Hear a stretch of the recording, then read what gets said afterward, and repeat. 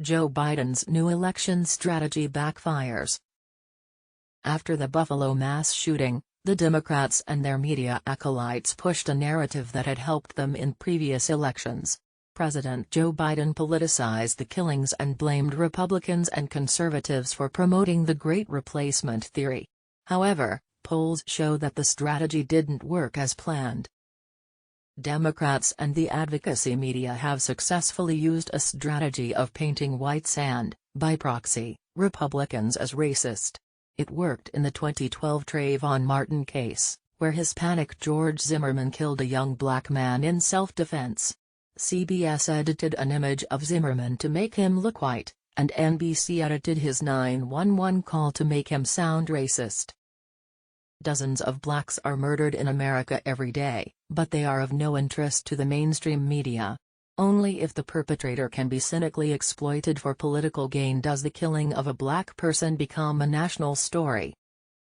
The race baiters were lucky in 2020 when George Floyd, who was black, died under the knee of a white police officer.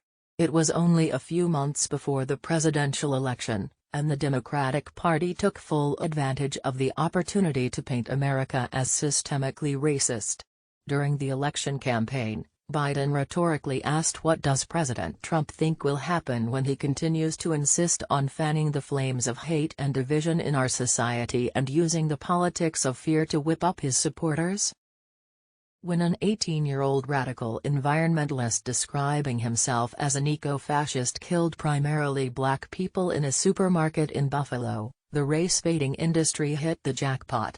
Since Democrats are not doing well in the polls, with Biden's approval rating currently abysmal, the Buffalo shooter provided a golden opportunity to halt the red wave by smearing Republicans as promoters of the Great Replacement theory.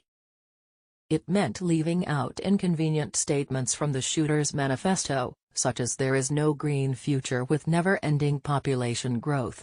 Instead, Tucker Carlson, who was not mentioned once in the manifesto, was singled out as having radicalized him. When Biden visited Buffalo, he unashamedly used the event to politicize the acts of a deranged young man. Moment? The result: 90% yes, 8% no, and 2% maybe. Other polls show results consistent with this outlook. The week after the shooting, Republicans fell 0.5% in the 538 aggregate generic poll. The movement is too small to be statistically significant. In the same survey, generic Democrats did not profit.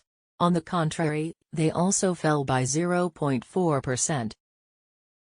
However, there was a significant movement in 538's aggregate approval rating for Biden.